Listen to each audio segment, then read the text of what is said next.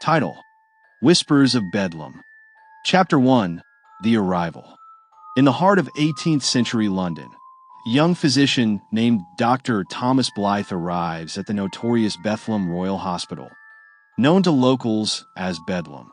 The hospital is infamous for its brutal treatment of the mentally ill, and Thomas, driven by ambition and a desire to understand the human mind, has taken a position as a resident doctor.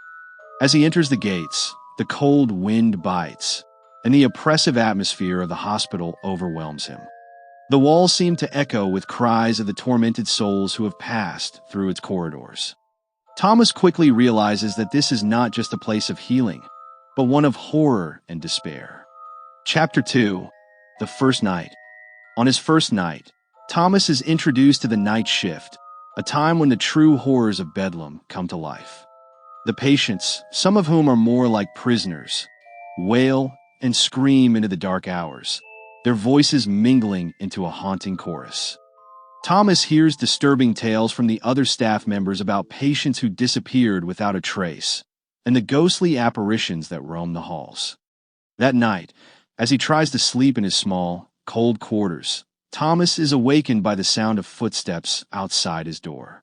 When he opens it, there is nothing but an eerie silence. He begins to suspect that the stories may hold some truth. Chapter 3: The Silent Ward. Thomas's curiosity leads him to explore the hospital further.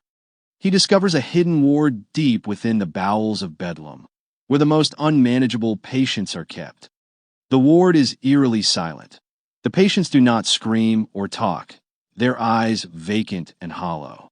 Thomas is particularly drawn to one patient, a woman named Eliza, who was committed after claiming to see visions of the dead. Eliza never speaks, but her eyes seem to follow Thomas wherever he goes. As he continues to observe her, he begins to experience strange visions himself, flashes of violent acts and ghostly figures from the hospital's past. Chapter 4: The Unseen Terror. As days turn into weeks, Thomas becomes increasingly obsessed with Eliza and the secrets of the silent ward. He begins to see shadows moving in the corners of his vision and hears whispers that seem to come from the walls themselves. His once rational mind starts to unravel as the line between reality and nightmare blurs. The hospital staff grows concerned as Thomas isolates himself, becoming paranoid and jumpy. He finds old records of experiments conducted on patients, experiments designed to explore the nature of madness, but with horrific consequences. He realizes that something far more sinister than insanity plagues Bedlam. Chapter 5: The Haunting. Image concept. Ghostly apparitions of former patients appear in Dr. Thomas's room at night.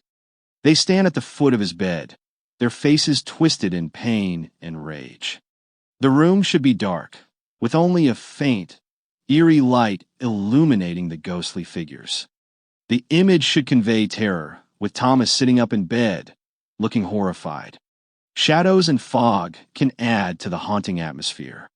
Chapter 6: The Revelation. Image concept. A chilling scene where Dr. Thomas confronts Eliza in a dark, shadowy room. Eliza, once silent, now speaks with an intense, knowing gaze. The background is filled with dark, ominous shapes, perhaps the ghostly outlines of the trapped souls.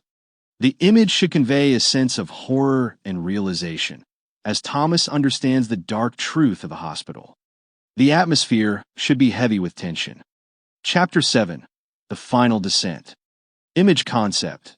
A tragic and surreal scene where Dr. Thomas stands in a twisted version of the hospital, where the walls seem to close in, and shadows envelop everything. In one part of the image, Thomas is seen trying to end his life, while in another, he is restrained on a hospital bed surrounded by doctors. The background should be filled with ghostly faces and dark, swirling fog, leaving the viewer questioning reality. The image should be haunting and ambiguous, reflecting the story's open-ended conclusion.